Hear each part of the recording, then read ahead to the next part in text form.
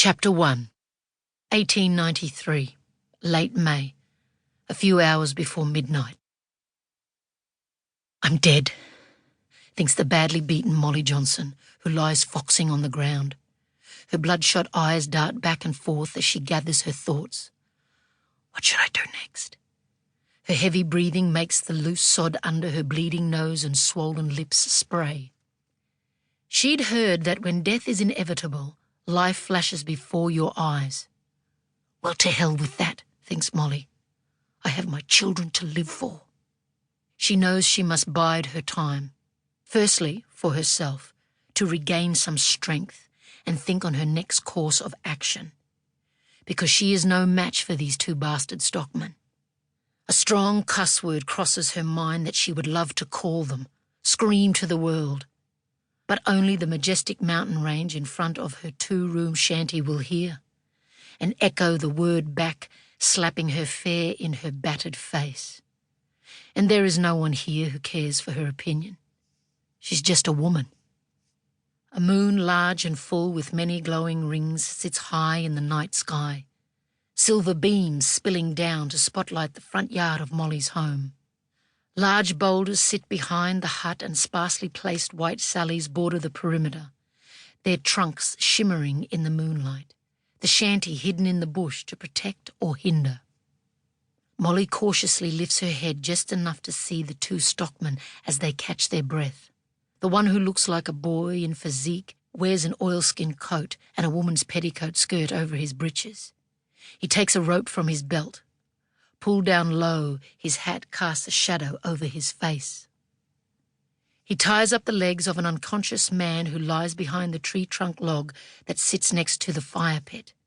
Ever so slightly, Molly tilts her head to see the other stockman who did all the hitting. He's helping himself to her water barrel, the barrel that she and the children fill, walking the dangerously steep decline to the banks of the Murrumbidgee and back again. He's built like a bullock, and every bone in her body aches with pain, especially her head. But pain is not new to her. She has felt wrath before and is hardened to it, and that just may be her undoing tonight. The older stockman with the full red beard coughs, water spluttering from his mouth. The droplets on his beard sparkle like diamonds in the moonlight. Choke on it, you bastard, she thinks. The distaste for him makes Molly want to spit.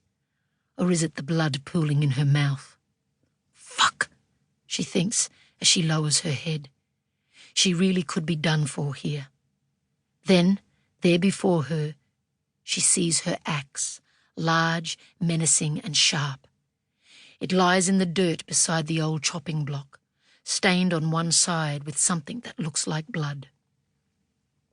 The younger stockman asks, "How many will he make?" pointing to the unseen man. 38. "Is that all? Slowing up in your old age?"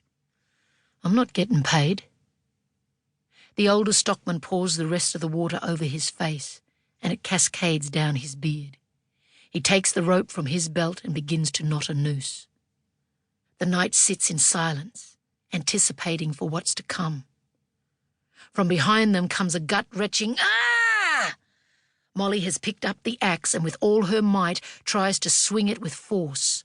The stockmen spin on their heels to see her standing before them with the axe raised. She looks like a crazed woman, her hair wild and woolly like the thicket found in the high country, menacing and fierce, her stance wide. She swings the axe and the men scatter.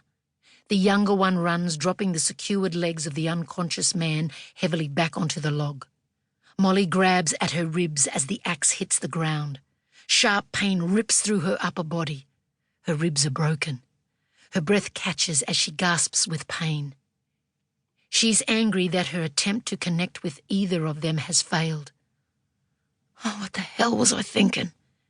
She should have lain on the ground, pretended to have been knocked out, and hoped they left with just him, and took their revenge out on him. Not that she would wish that upon him, but if it was to save her life and save her being taken from her children, then so be it. Sometimes that's just how things are done here, in the middle of nowhere.